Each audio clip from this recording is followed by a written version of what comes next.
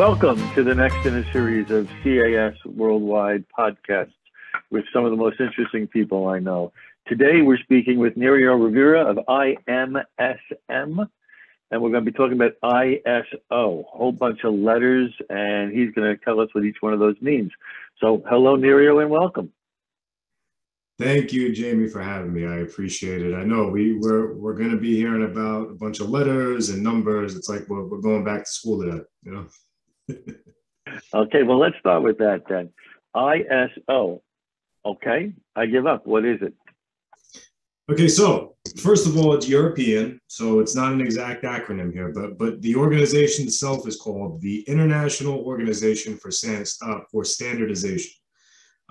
So again, European, so ISO is just easier to roll off the mouth pretty much any continent you're on. So that's why to standardize it, they just called it ISO. Very cool.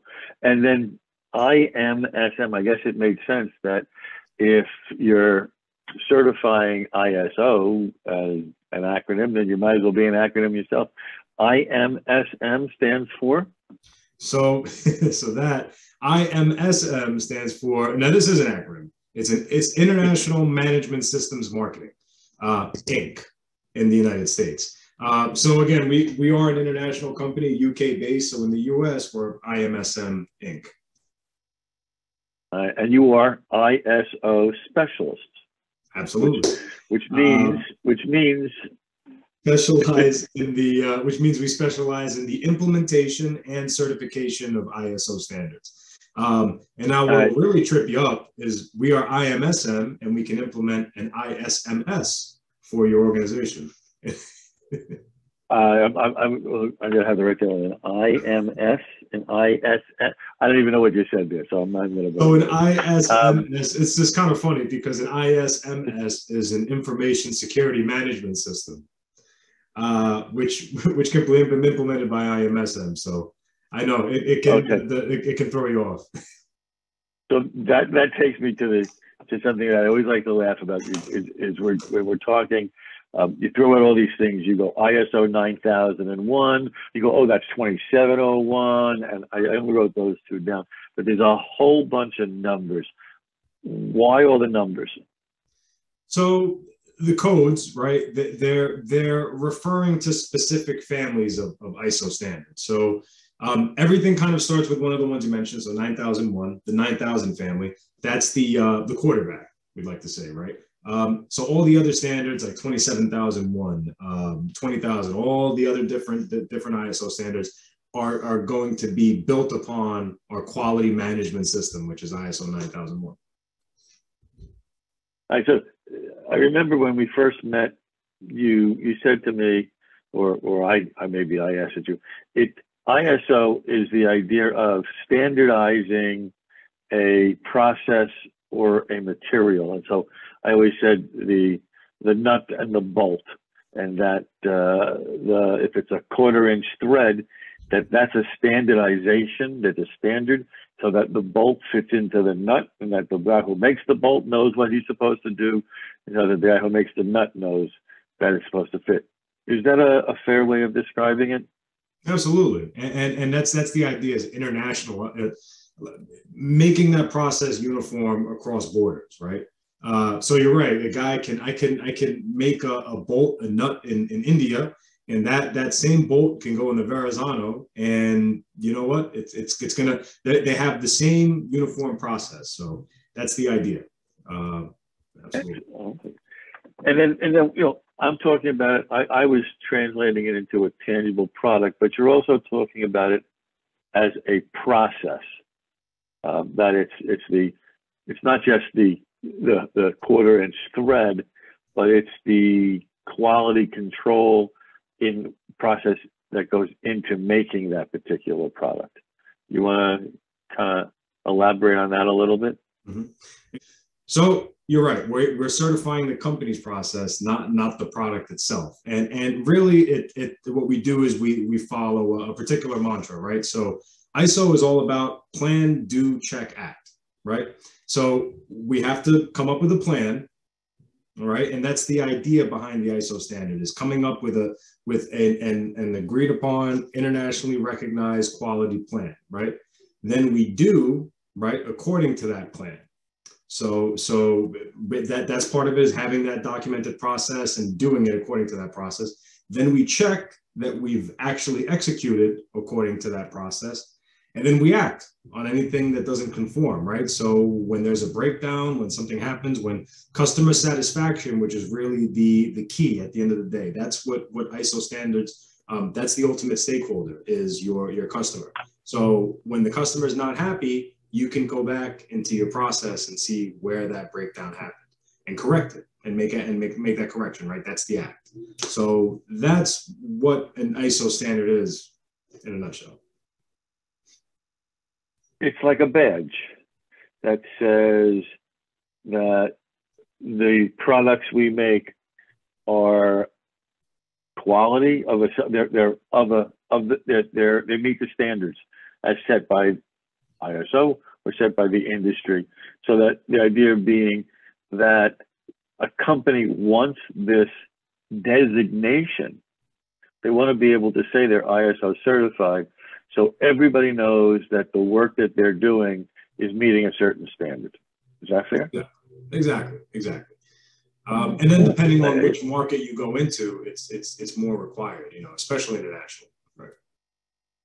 So, and you started talking about it. It's a European-based organization, but it's recognized in the U.S. Yes, recognized internationally, including the U.S. Absolutely. Very cool. And so again, at the end of the day, it's that badge, it's that tag on the company, on their website, on their letterhead, on their proposals. If I'm able to say to you that I'm ISO certified, I'm ISO 9001, I'm ISO 2701, then you know that I've met the certain caliber and criteria as set out by the standards. That exactly. You don't need to really ask anymore. You know that my stuff is quality work. Exactly. And then now having that certificate, demonstrating that allows you to now open yourself up to get contracts you wouldn't have been able to get before, especially federally or Department of Defense.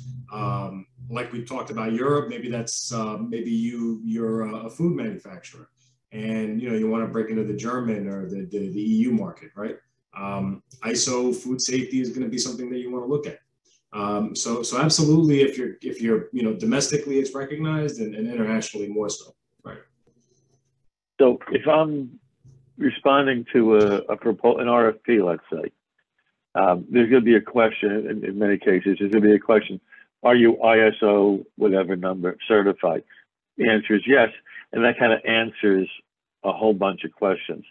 And you're talking about government contracts, defense contracts, which obviously are government, but things like that. They're going to ask, are you ISO certified, so that they know that, again, you meet that caliber, that quality of production. You mentioned to me recently something about an SEC decision on disclosing environmental impact.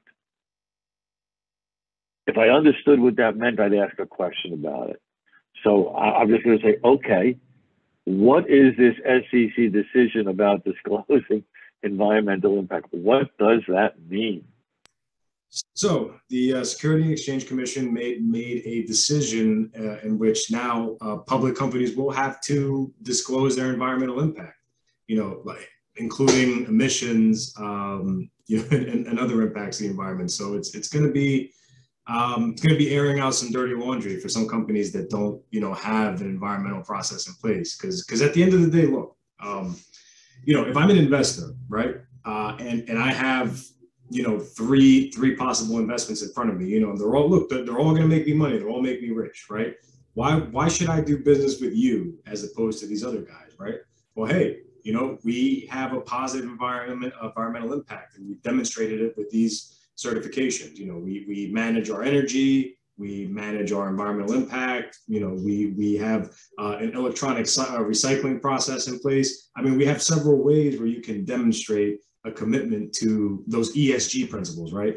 Equity, sustainability, and governance. So we have ways to address all those things. And it's a big, kind of like what you alluded to, right? It is a marketing tool. It's a differentiator. So.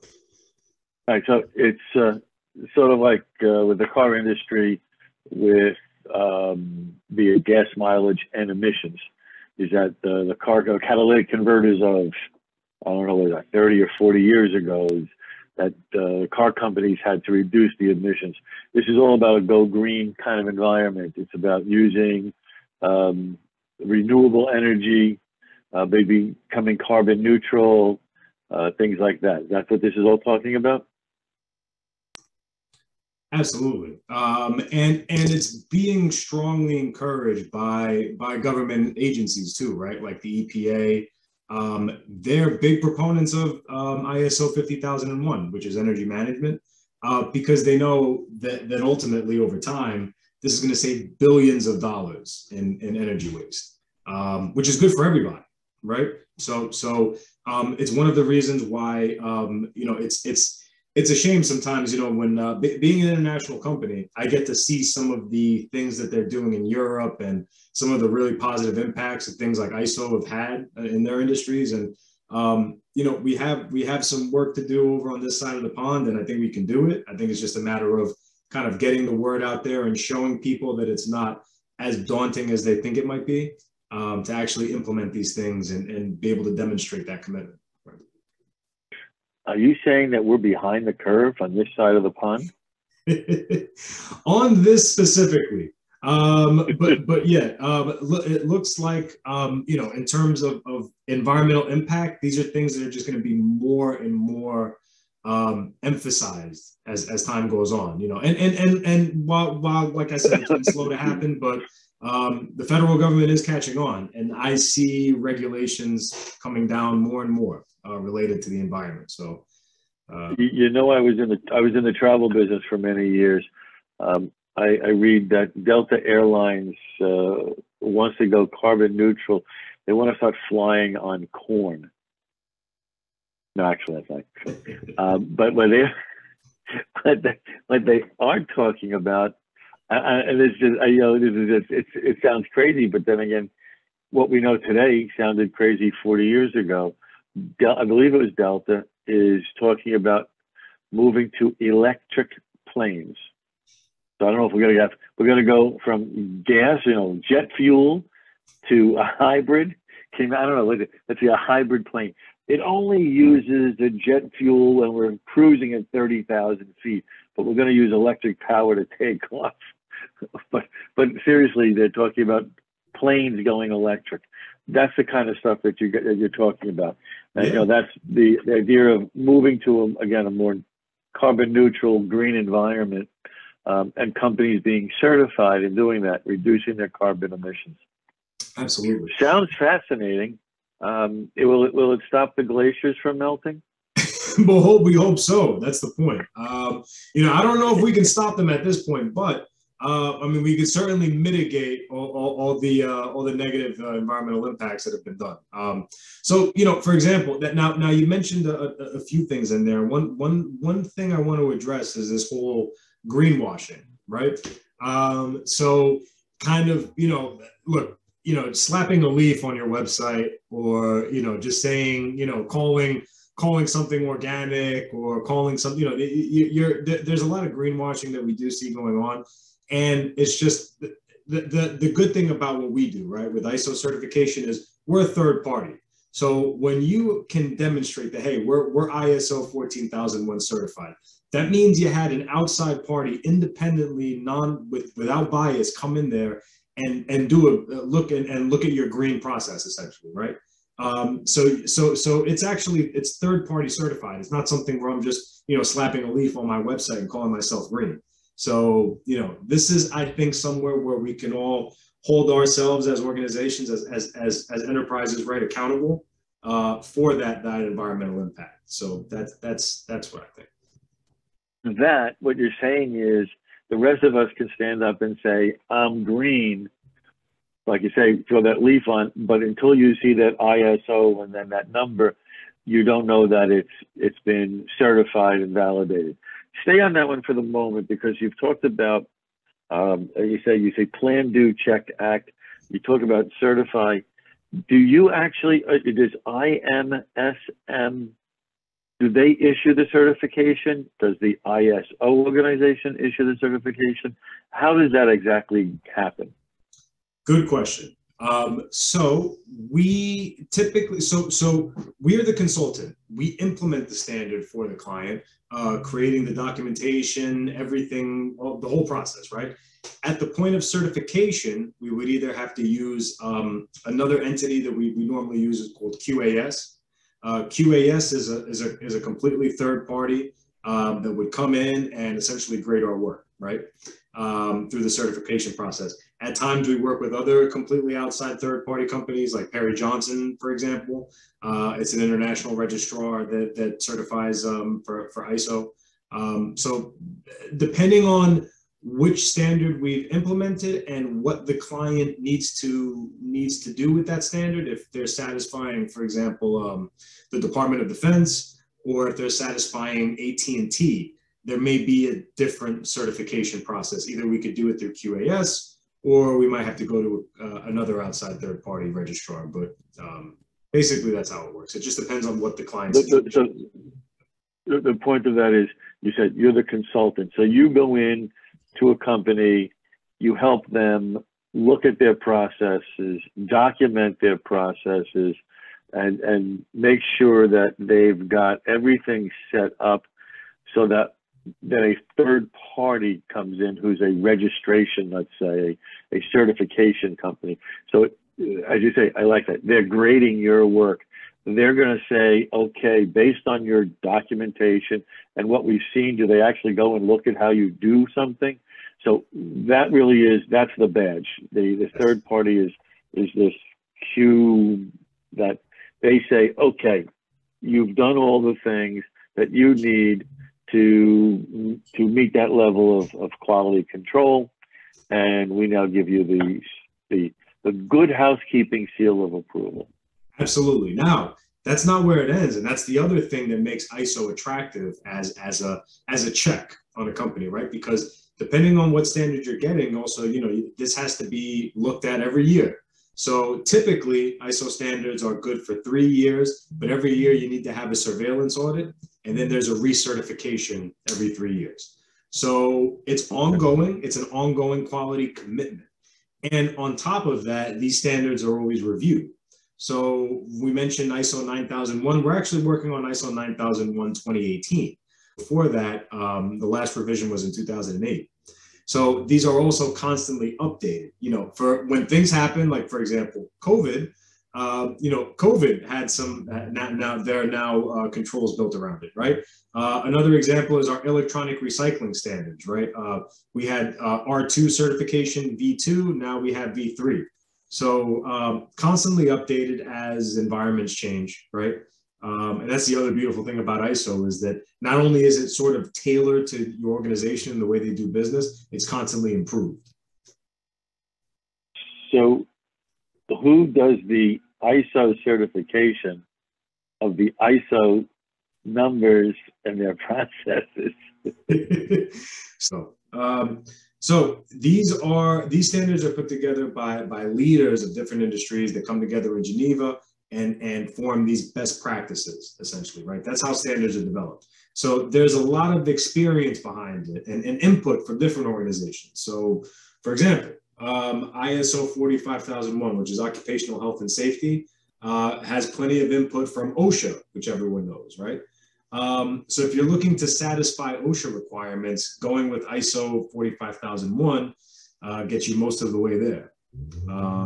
So that's the idea. The check on ISO and the standards themselves, they're typically the organization itself usually has that same process where they're constantly auditing their quality systems, right, and their standards. So as a matter of fact, they just recently did have an audit which they fared well on. So even internally, they are constantly auditing their process.